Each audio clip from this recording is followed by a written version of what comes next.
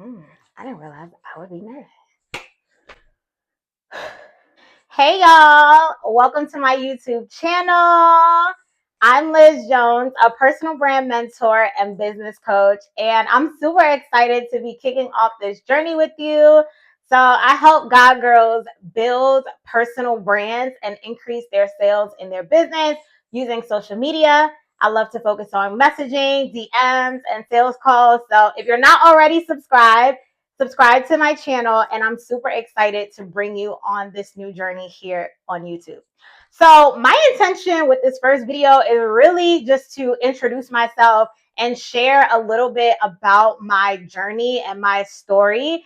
And I'm allowing this journey to be raw, to be real. So you will not see a lot of editing over here. Literally put the phone on the tripod, press record, and speak. Okay, so here we are. So if you're new to me and my brand and my business, so I used to be an L&D specialist at Uber. And in 2019, at the tender age of 28, I quit my job and I decided to go on a solo travel journey, sabbatical, eat, pray, love journey, and travel to Southeast Asia and travel the world. And so I did that for 3 months, and that was the beginning of birthing my personal brand. And I later turned my brand into a coaching and retreat business that has generated more than $250,000 over the years. And so I'm here to share that journey with you and to really show you what is possible building a brand, sharing on social media, building community. And when you build coaching programs, literally from your expertise, from your journey, from the things that you are good at, from the things that people are always asking you about. So that's what we're going to talk about over here. But honestly, it wasn't always that way, right? I grew up in Brooklyn, okay, East New York, okay. I'm from the hood. And I love to share that because I'm like, guys, I'm just a regular Black girl from the hood. You know what I'm saying? Nobody in my family, I didn't grow up around entrepreneurs and business owners and people who travel the world and people who, opened a phone and built something from it. So I believe that it doesn't matter where you come from, you can change the trajectory of your life, right? You get to make a decision of this is what I want to do and go do it. So, one of my core values is freedom. Right? It's freedom. It's freedom to do the things that are in my heart to do. It's self actualization. It's being the person that I was put here on earth to do. And it's really authenticity. It's like, I need to be able to bring my entire self. I have a really big personality, and I need to be able to bring that to the work that I do, to the spaces that I'm in, to the people that I serve. And so I have been like, I feel like I've been such an evolution on social media, and I feel like I'm in another one. And so I just want to bring you along for that journey. And so, I grew up Black girl in Brooklyn in the hood. I went to Catholic school, right? My parents put me in private school because that's what you did if you wanted your kid to grow up and be something. And then I grew up practicing Judaism. So I am a Hebrew Israelite, and I grew up with that as my core belief system.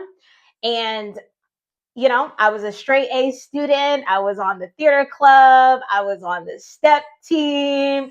And so I've always kind of been a high achiever, very smart, but also very creative and gifted, all of those beautiful things.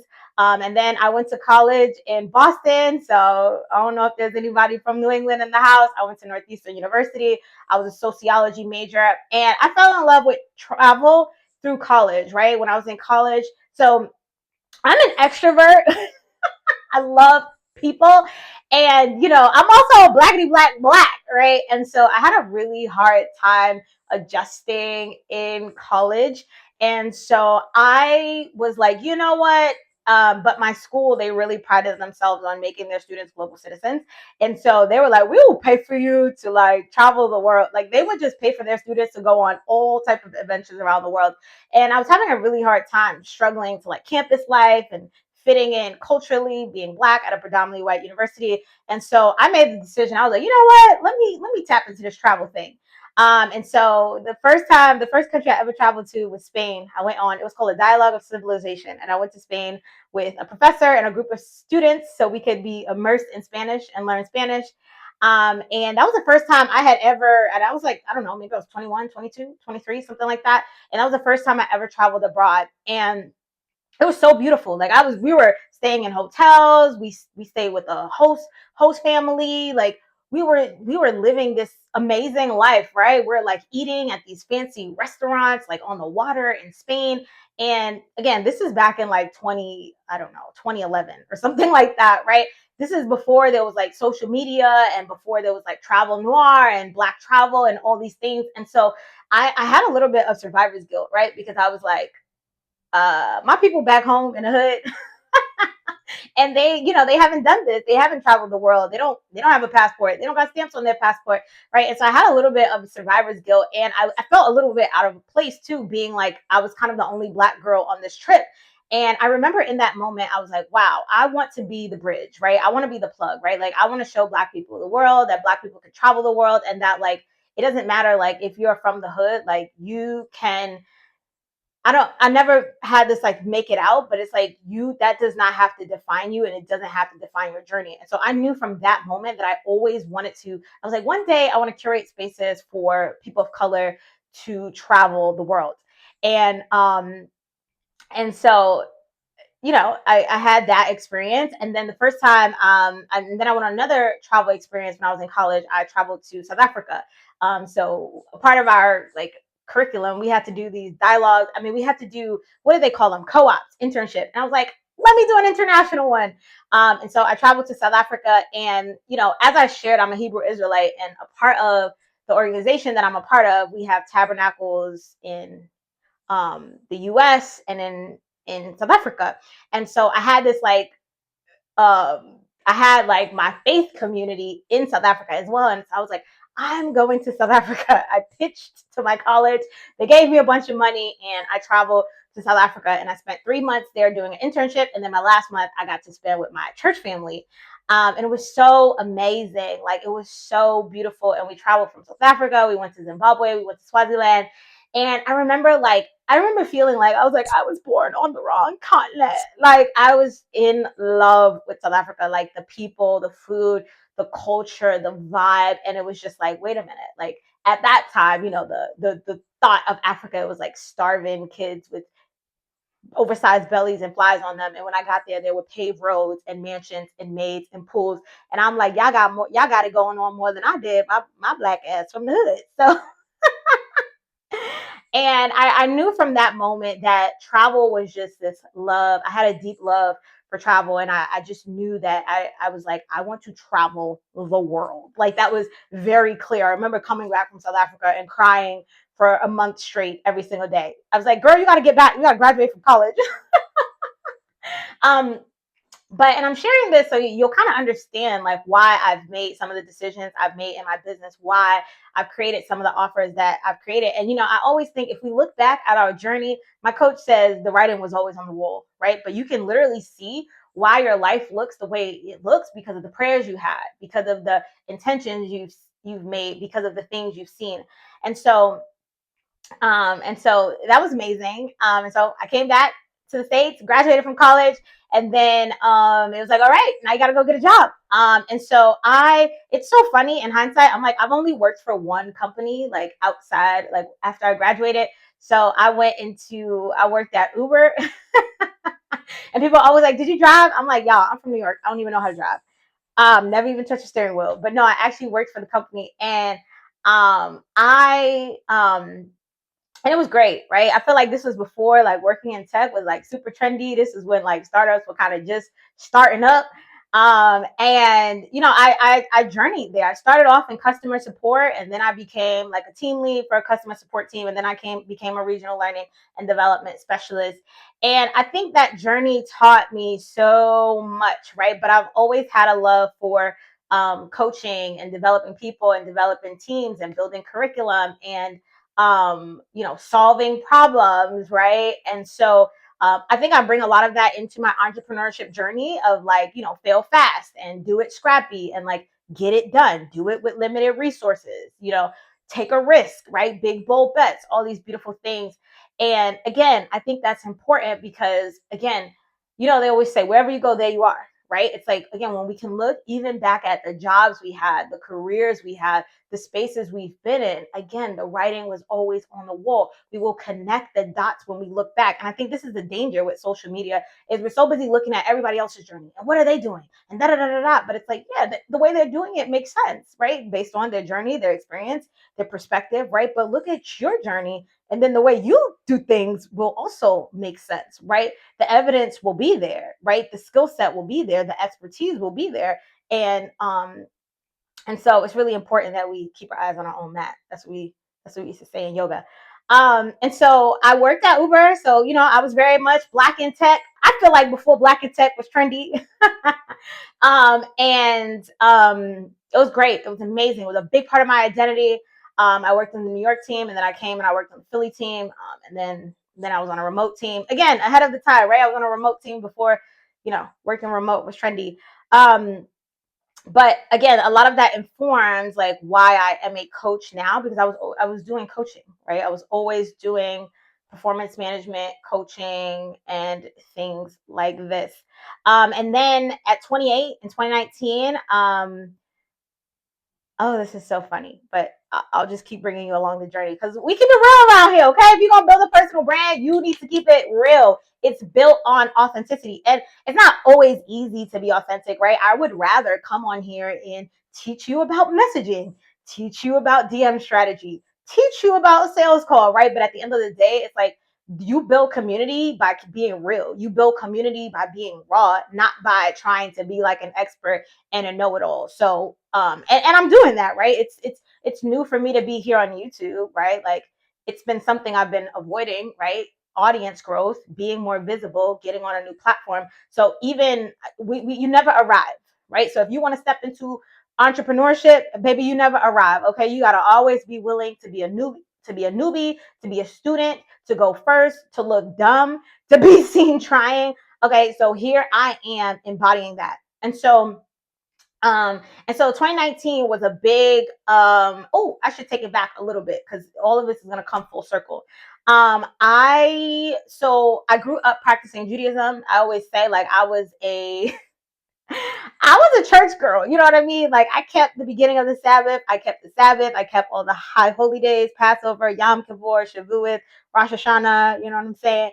And I grew up in Brooklyn too. And I was the girl, like, I don't know if y'all remember people had name necklaces, you know what I'm saying? But my name necklace was in Hebrew, people walked around with their Christian crosses. I was walking around with the Star of David. And I was a church girl, okay? And in 2016, I kind of walked away from my faith.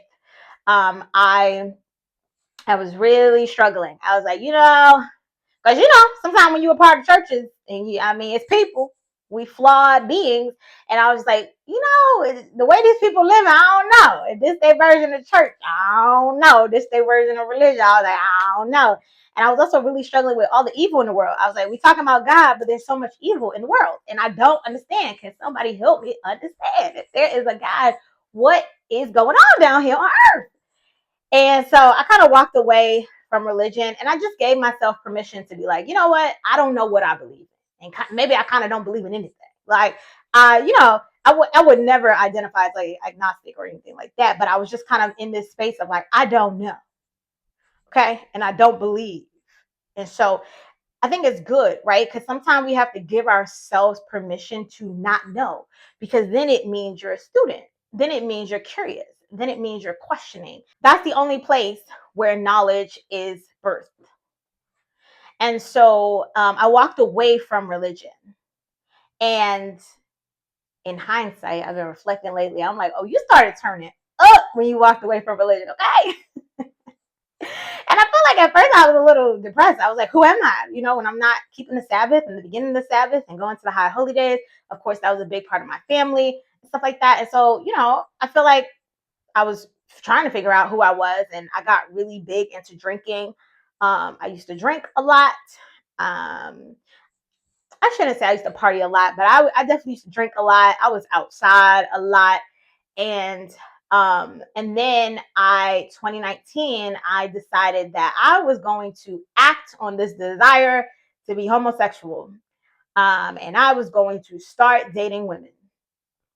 And that journey that journey really led to what I like to call, you know, you'll hear people talk about the dark night of the soul, but that journey really led to really a dark place, to be honest. And so 2019, I found myself in this place where I was like, okay, I'm ready for a change in my career.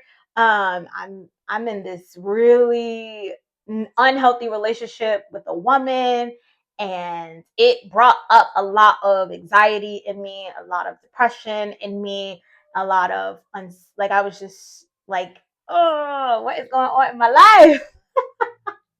And so I did something that I made this decision that I was going to give up my apartment.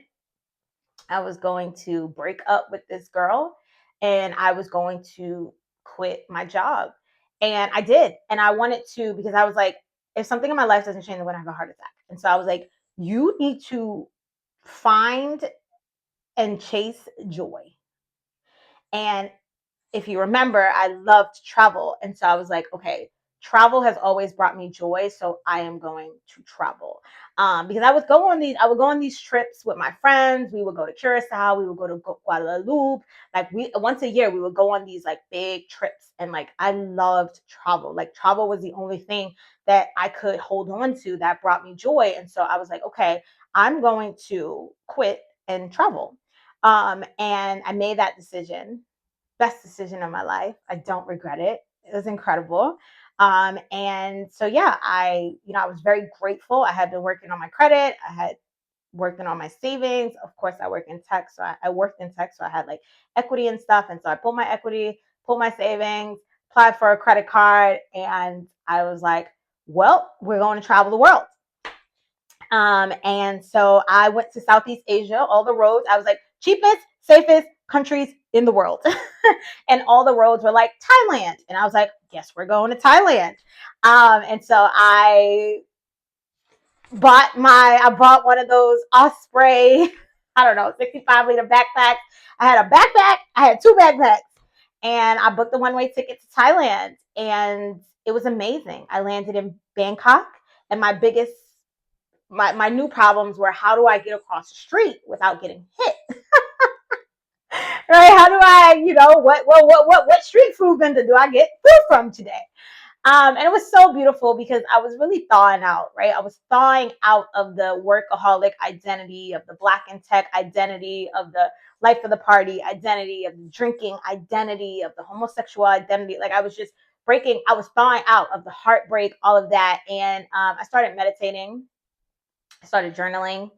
I started spending a lot of time in nature. And so my journey led me, I traveled all through Bangkok, all through Thailand. I went from Bangkok up to Chiang Mai, over to Chiang Rai. I went down to Phuket. I went over to Koh Phi Phi. I went over to Koh Lanta. I went to Krabi. I did like all of this in 1 month. And then I flew to Malaysia, and I stayed in Malaysia for 2 weeks. And this was when the pandemic had first hit. And I was like, I ended up going to the hospital in Malaysia. I got sick. I went to the hospital. And that was the first time I kind of was knocked on this conversation of like, I was like, oh, I was like, I'm actually not afraid to die. I was in Malaysia. I'm like, if I call my parents, they're going to freak out. And then in 2 weeks, I was going to meet my friends in Bali. And I'm like, am I gonna go over? Am I still going to Bali? Am I flying back to the US, or am I gonna go to this hospital and see if these people can help me? So anywho, I went to the hospital. They gave me meds. I chilled out. I was fine. But it was like, wow, if you were gonna die, I was like, I would be okay if I died. I didn't die, guys. And then I flew over to Bali, and I had it was like one of my friends' birthday. We did a big thing in Bali. And Bali was where I sort of ended my sabbatical because then the panini hit. And that journey, I still think it was one of the like best times of my life because I was like, I was nobody. I didn't have a business. I didn't have a job. I was really in the void. I was in the, who do you want to be? You get to be whatever you want to be, right? I was in the wake up. What do you want to do today? What's on your spirit today? What do you want to eat today? I was in the wandering. I was in the connection. I was so present, and I'm so grateful. And actually in 1 month, less than a month, going to Bali to host a retreat, the Find Your Freedom retreat. If you're listening to this, we have one spot left, so you can send me a message on Instagram if you're interested. But we Bali changed my life. Bali changed my life. Ooh, I'm not gonna cry on this. That would be so weird. But wow, that would be really intense if I start crying. I'm gonna hold it in. I've been crying so much. But Bali really Bali really changed my life. Wow, that's so crazy. Not me crying on a YouTube. Mm. Bali was so healing for me, and it's so crazy that you have to like quit your job and go all the way across the world just to like meet yourself, to meet God, to meet peace, to meet your essence, to find yourself, to rediscover yourself. And this is why I travel, and this is why I host retreats, and this is why I'm so passionate about creating space for women to slow down, to listen, to be in nature, to be in the stillness. And Bali just reminded me of the sweetness of life. Bali is just so beautiful. The people are so beautiful, and it just reminds me like life is to be enjoyed, babe. Life is to enjoy the sweetness, slow down, tap into beautiful things. And Bali really healed my heart. Healed my heart. God working through Bali, working through the land in Bali, working through the people in Bali. And um, so yeah, when I left Bali, I left Bali and I came back to the US and I started my business. And this is the part where most people know my story from, because I was like, well, girl, you used up a lot of that money, and what are you gonna do? Are you gonna go get a job, or are you gonna figure out how to turn this community, this audience, this brand that you built into money? Okay. And that's where you shift from having a brand to building a business. So I was sharing this whole journey. I was sharing out loud. I was like, guys, quit my job, healing from heartbreak. I'm in Bali. I'm in Thailand. I'm meditating. I'm journaling. Like, I was sharing the entire journey. And I think sometimes we're so afraid to be seen in the messy journey, but that's truly how you build community. And then you can decide on what is the product or service, right? So I didn't just come on the internet trying to sell stuff, right? I had built community. Like, people knew me, they saw me, they felt my vulnerability. They're like, we watched you, girl. And then I ended up, and then I hired my very first spiritual business coach. I put it on a credit card, and I was like, let's go. Let's go. We're starting a coaching business. And it's so funny because when I worked at Uber, I didn't even remember it, but I found a picture and it said, one day I'm going to have my own coaching practice. And this is why the tongue is so powerful. The Bible says life and death is in the power of the tongue, right? It's like our words, man, they hold so much power, which is why we have to be mindful what we say. We got to be mindful. And I hired my first spiritual business coach, and I launched my very first coaching program. I branded myself as a mindset coach at the time, and I created an 8-week group coaching program called Unlock Your Soul Vision. And I was talking all about vision, manifestation, branding, business, travel. I was just like, listen, if you don't like your life, you could change it. And I priced it at $1,500. I signed my first 7 clients, I think. I made my first $10,000 in business, and that just unlocked something for me. I was like, what? I could turn this community that I built into $10,000? That's insane. Just being myself, right? And this was before there was no There was no Instagram lives. There were no reels. There were no, I mean, none of this. I didn't even have an email list. I wasn't on YouTube. I wasn't on TikTok. Like, I mean, this was just with like Instagram post. This was back, there was IGTV back then, right? It wasn't even, I don't really think IG Live was a thing. Maybe IG Live was just becoming a thing, right? I never went live, right? And so this is why I believe so deeply in the power of social media, right? And I did it. I didn't run ads. I didn't have a fancy website. I didn't have tech. All I had was messaging, DMs, and sales calls. Those three things. This is why I believe in them so much. I had a brand, community, whatever, messaging, DMs, and sales calls. And still to this day, that's what I use: messaging, DMs, and sales calls. And so I built that, and then I got deeper into my spiritual journey. I became a certified yoga teacher. I got into sound healing. I started learning about human design, about, oh my goodness, everything, you named it, about the elements, about so many different things. And I traveled to Peru, and I became a certified yoga teacher, and I did plant medicine for the first time. And I decided that I wanted to host retreats, and so after I graduated from my yoga teacher training, I was like, I know how to sell on social media. I can host a retreat. And so I launched a retreat. I sold out my first retreat. I hosted it 4 months later. And here we are. Let's just fast forward to where we are. And now I think I've hosted 5 retreats. Um, 5 retreats. We're about to host our 6th one next month. Um, I've launched so many group coaching, one-on-one coaching. As I've shared, I've grown my business now from 0 to multiple 6 figures, and I've been a full-time entrepreneur ever since, which is insane to me. Right? And this is what I've been teaching my clients, right? I teach people how to build a personal brand and launch their offers. So my clients have launched retreats all around the world, in Mexico, in Peru, in Puerto Rico, in North Carolina. My clients have gone viral on TikTok and sold out their coaching offers.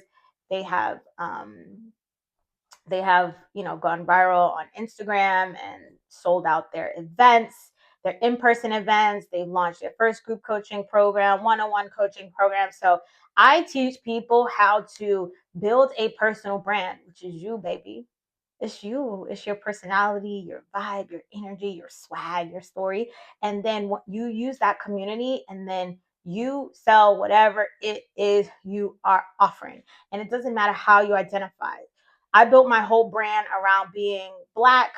I used to identify as lesbian, and then I used to identify and as a spiritualist, as a yoga teacher and sound healer, and then business. So I put it all together. Spiritual. I was a spiritual business coach, a lesbian Black one at that.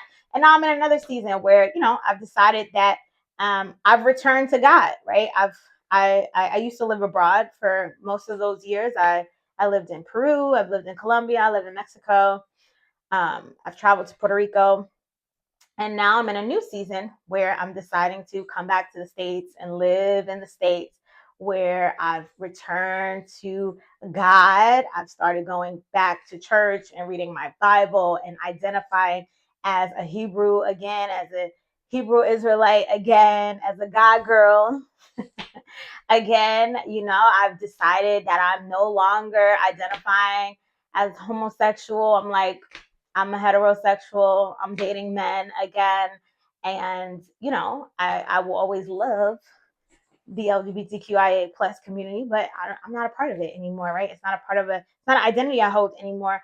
And I'm growing in my brand and business as well, right? In how I want to be positioned there as well. And so I say that to say it does not matter what, and this is what I teach my clients. It doesn't matter what you've been through. You can turn that testimony into a brand, right? I started off as a mindset coach, and then as an embodiment coach, and then a business coach, and now I'm specifically focusing on personal branding. And so it does not matter how you identify, but you can sit down and look at what you've been through and turn that into a framework, a coaching program, a blueprint for your community, right? Whether that's an in-person event, whether it's a retreat, whether it's a coaching program, a one-on-one coaching program, a group coaching program, it literally does not matter. And when you learn sales on social, when you learn messaging on social media, DM strategy and sales, you can use that to make money. Okay. So what would it look like if you turn that into an extra 30,000? And I always say, I'm not telling anybody quit the job, travel the world, but what would it look like to use your God-given gifts, your story, your testimony to bring $30,000 into your business, or $50,000 into your business, or $75,000 into your business, or $100,000 into your business in a year? It's possible. So that's what we're going to talk about over here. So that's who I am. Like I said, I really wanted to, I'm so big on storytelling, on authenticity, on knowing the person behind the brand. And so that's me, Liz Jones. Okay. I'm excited. I'm in refinement a little bit. I'm a little more spicy. I'm normally cursing and all those things, but I'm in my refinement era, right? I'm in my refinement era, right? Stepping more into being a little more conservative, being a little more classy, a little more bougie, a little more elevated, right? You know what I mean? Making sure that I am a good reflection of being a child of God, okay? And so, anywho, I thank you for being here. I'm very excited to kick off this YouTube journey. I'm really excited to do it in a way that's scrappy, in a way that's messy, and I'm really excited to meet you all. So if this video resonated, drop me a comment. Let me know what parts of my story you want me to share more. Let me know what you want me to teach on when it comes to branding, business, social media, entrepreneurship, hell, travel. I've been to 14 countries. I forget sometimes. But let me know, and I'm happy to share. So thank you so much. If you're not subscribed, it would mean so much to me if you hit the subscribe button. You can also find me on Instagram and TikTok. And thank you so much for being here. See you in the next video.